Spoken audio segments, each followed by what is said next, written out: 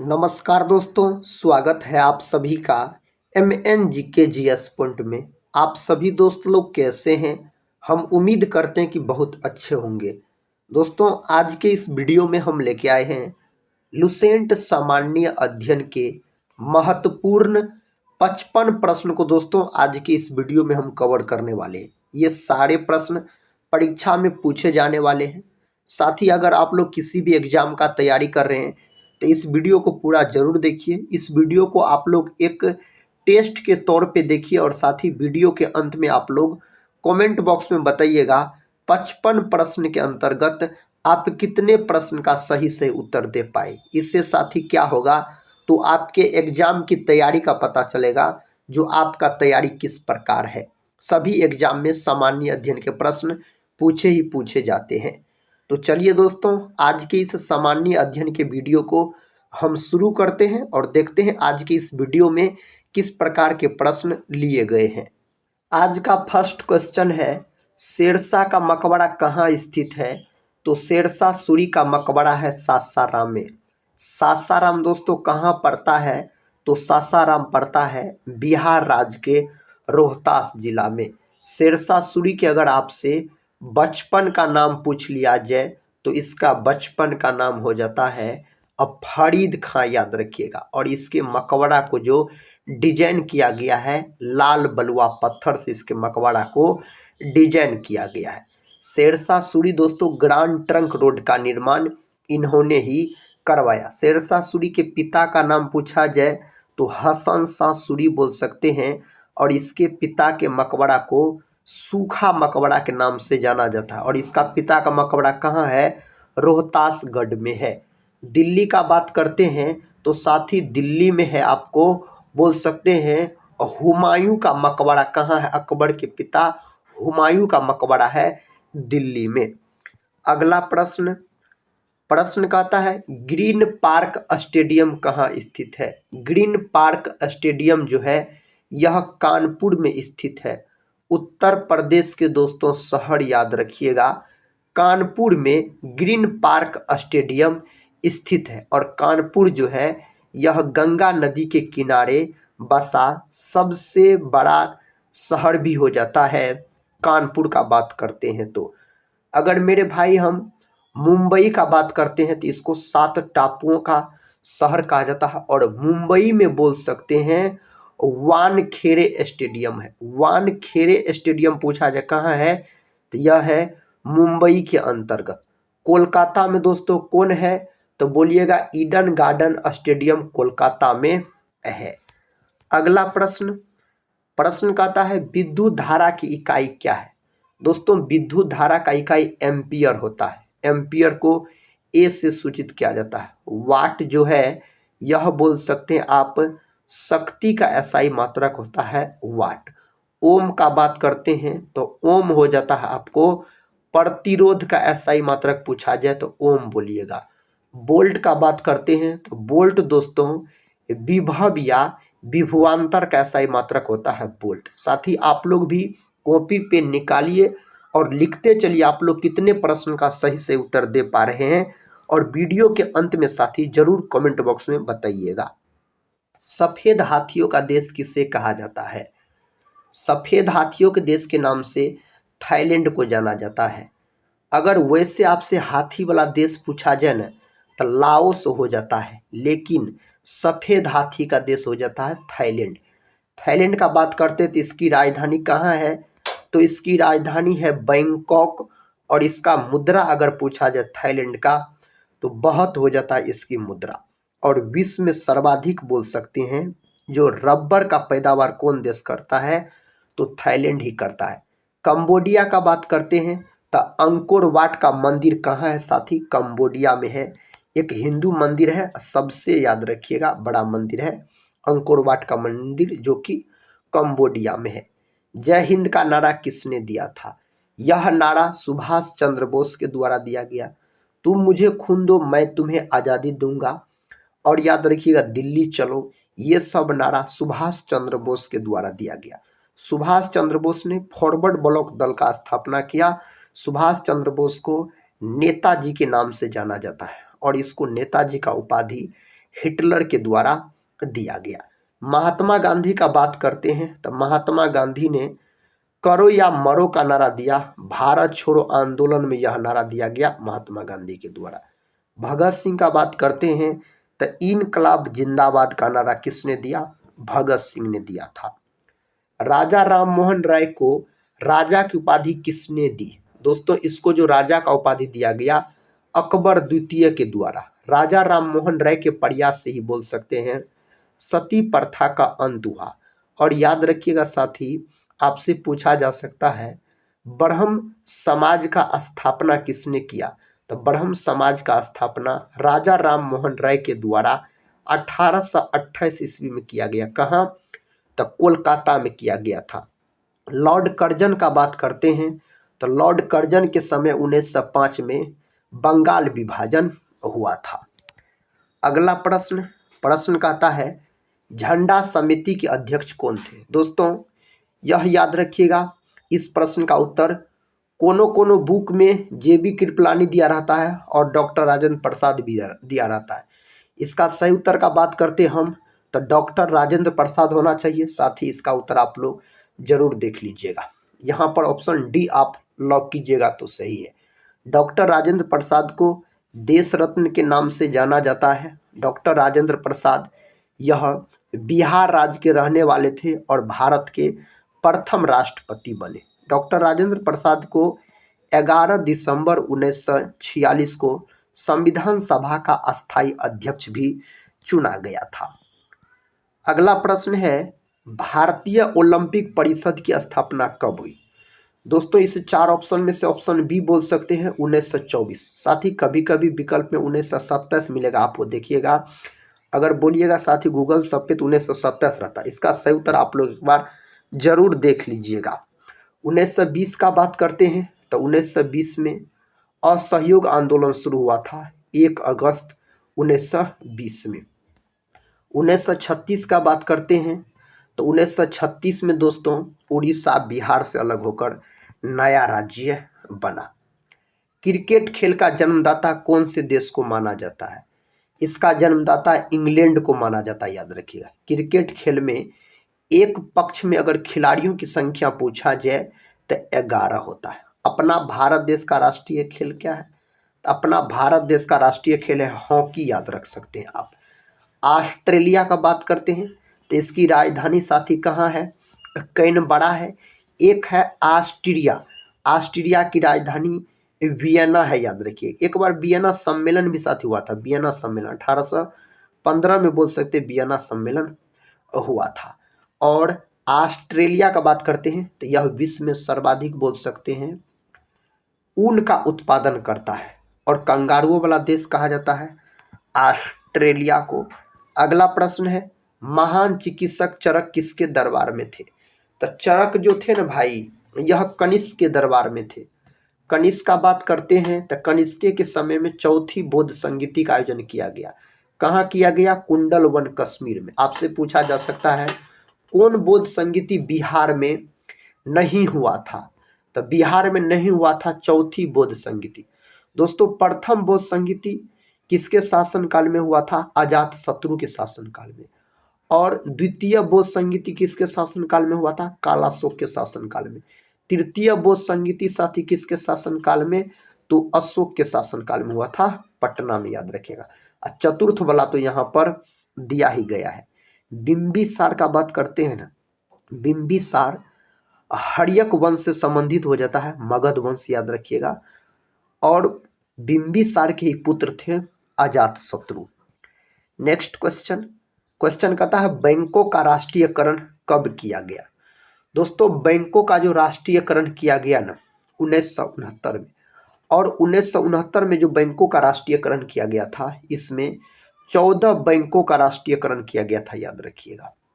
और बोल सकते हैं 1980 में जो बैंकों का राष्ट्रीयकरण किया गया था इसमें 6 बैंकों का राष्ट्रीयकरण किया गया था। याद रखिएगा साथी। आरबीआई का अगर हम बात करते हैं तो आरबीआई का स्थापना 1 अप्रैल 1935 को होता है और आरबीआई का राष्ट्रीयकरण पूछा जाए ना तो 1949 को आरबीआई का राष्ट्रीयकरण हुआ था। अगला प्रश्न है कहता है समुद्री जल में लवण की औसत मात्रा कितनी होती है?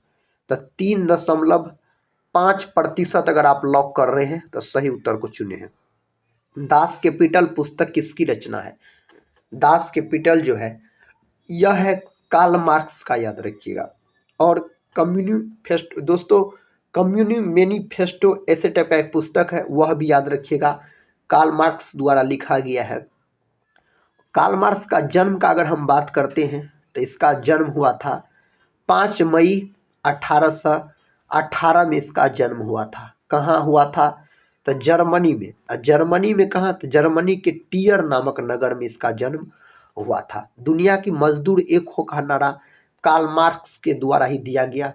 इसके पिता का नाम भी पूछ लेता है, हेनरिक मार्क, याद रखिएगा। और दोस्तों, वर्ग संघर्ष का सिद्धांत किसने दिया था? कार्ल मार्क्स के द्वारा ही दिया गया। रिपब्लिक पुस्तक के लेखक कौन है? इसके लेखक प्लेटो हो जाता है। ऑप्शन बी सही उत्तर हो जाएगा। अगला प्रश्न है, 7 पहाड़ियों का नगर किसे कहा जाता है? इसका नगर रोम को कहा जाता है। किसको? रोम को बोल सकते हैं, कहा जाता है। टीपू सुल्तान की राजधानी कौन सी थी? टीपू सुल्तान की राजधानी श्रीरंगपट्टनम हो जाता है। बेंगलुरु का बात करते हैं तो यह कर्नाटक राज्य की राजधानी है। बेंगलुरु को बगीचों का शहर भी कहा जाता है। और बेंगलुरु में साथ ही बोल सकते हैं इसरो का भी मुख्यालय है। बिस्मिल्लाह खां का संबंध किस वाद्य यंत्र से है? बिस्मिल्लाह खां का बात करते हैं तो यह बिहार के रहने वाले थे। बिस्मिल्लाह खां यह संबंधित है शहनाई वादक से। बिस्मिल्लाह खां को साथ ही भारत के चारों पुरस्कार से सम्मानित किया गया है। इसको 2001 में बिस्मिल्लाह खां को बोल सकते हैं भारत रत्न दिया गया। अगला प्रश्न है, ऑस्कर पुरस्कार का संबंध किस क्षेत्र से है? इसका संबंध है फिल्म क्षेत्र से। ऑप्शन बी सही उत्तर हो जाएगा। भाप इंजन का आविष्कार किसने किया था? भाप इंजन का आविष्कार जेम्स वाट के द्वारा इसका आविष्कार किया गया था। किस भारतीय राज्य की राजभाषा अंग्रेजी है? नागालैंड। तीनों ओर से बांग्लादेश से घिरा हुआ राज्य पूछा जाए न तो त्रिपुरा आप लॉक कर दीजिएगा। ऐने अकबरी पुस्तक किसने लिखी? यह पुस्तक अबुल फजल के द्वारा लिखा गया है। किसके द्वारा? अबुल फजल के द्वारा लिखा गया है। वूली शब्द किस खेल में प्रयोग किया जाता है? यह प्रयोग किया जाता है हॉकी में। ऑप्शन बी हॉकी आप बोल सकते हैं। झीलों की नगरी किस शहर को कहा जाता है? तो दोस्तों, हम बात करते हैं झीलों की नगरी का, तो यह हो जाएगा आपको उदयपुर। विकल्प सी में दिया गया है सही जवाब। सबसे प्राचीन वेद कौन सा है? सबसे प्राचीन अगर हम वेद का बात करते हैं तो ऋग्वेद हो जाता है। वेद की संख्या 4 है, चारों का नाम दिया गया ऋग्वेद, सामवेद, यजुर्वेद, अथर्ववेद। और भारतीय संगीत का जनक दोस्तों सामवेद को कहा जाता है। यजुर्वेद जो है यह गद और पद दोनों में लिखा गया है। सबसे बाद का वेद है अथर्ववेद, इसमें जादू चमत्कार ये सब के बारे में बताया गया है।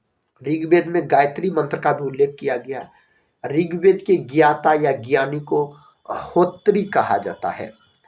अगला प्रश्न है, भाभा परमाणु अनुसंधान केंद्र कहाँ स्थित है? यह ट्रॉम्बे मुंबई के अंतर्गत यह स्थित है। खालसा पंथ की स्थापना किसने की थी? खालसा पंथ का स्थापना गुरु गोविंद सिंह के द्वारा किया गया। कब किया गया यह भी प्रश्न बन सकता है। तो 1699 में किया गया। गुरु गोविंद सिंह सिखों के 10वें और अंतिम गुरु हो जाते हैं। गुरु नानक सिखों के प्रथम गुरु, याद रखिएगा। नेक्स्ट क्वेश्चन कर लेते हैं। कहता मंत्री परिषद सामूहिक रूप से किसके प्रति उत्तरदायी होती है? यह साथी किसके प्रति उत्तरदायी होता है? लोकसभा के प्रति। लोकसभा, राज्यसभा, राष्ट्रपति ये तीनों संसद के अंग होते हैं। संसद आपको अनुच्छेद 79 में है, लोकसभा अनुच्छेद 81 में है, राज्यसभा अनुच्छेद 80 में है, राष्ट्रपति का पद है आपको अनुच्छेद 52 में बोल सकते हैं। नेक्स्ट क्वेश्चन है, महात्मा गांधी को अर्धनग्न फकीर किसने कहा था? इसको यह शब्द कहा था विंस्टन चर्चिल। ऑप्शन बी सही उत्तर हो जाएगा। ऑप्शन बी को आप लॉक कर लीजिए। संविधान सभा का गठन कब किया गया? इसका गठन किया गया 1946 में। नेक्स्ट क्वेश्चन, क्वेश्चन कहता है अभ्रक के उत्पादन में भारत का विश्व में कौन सा स्थान है? कौन सा स्थान है साथी? प्रथम स्थान बोल सकते हैं अभ्रक के उत्पादन में। कहता सांड युद्ध किस देश का राष्ट्रीय खेल है? स्पेन दिखाई दे रहा है। ऑप्शन सी में साथी दिया गया है स्पेन। बोरलॉग पुरस्कार किस क्षेत्र में दिया जाता है? कृषि क्षेत्र में बोरलॉग पुरस्कार दिया जाता है। और बोल सकते नॉर्मन बोरलॉग को विश्व में साथी याद रखिएगा हरित क्रांति का जनक कहा जाता है। और एम.एस. स्वामीनाथन को भारत में हरित क्रांति का जनक कहा जाता है। अगला प्रश्न है, फासिज्म का सर्वप्रथम उदय कहां पर हुआ था? इसका जो सर्वप्रथम उदय हुआ था जर्मनी के अंतर्गत इसका उदय हुआ था। विश्व का सबसे बड़ा यूरेनियम उत्पादक देश कौन सा है? इसका सही जवाब आपके ऑप्शन डी में दिया गया है, कजाकिस्तान बोल सकते हैं। सही उत्तर हो जाएगा। राष्ट्रकूट की स्थापना किसने की थी? इसका स्थापना दंती दुर्ग के द्वारा इसका स्थापना किया गया था।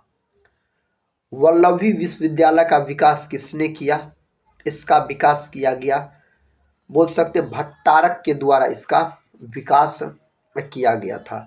किस राज्य के राजा ने देवपुत्र उपाधि को अपनाया? इसका सही जवाब कुषाण।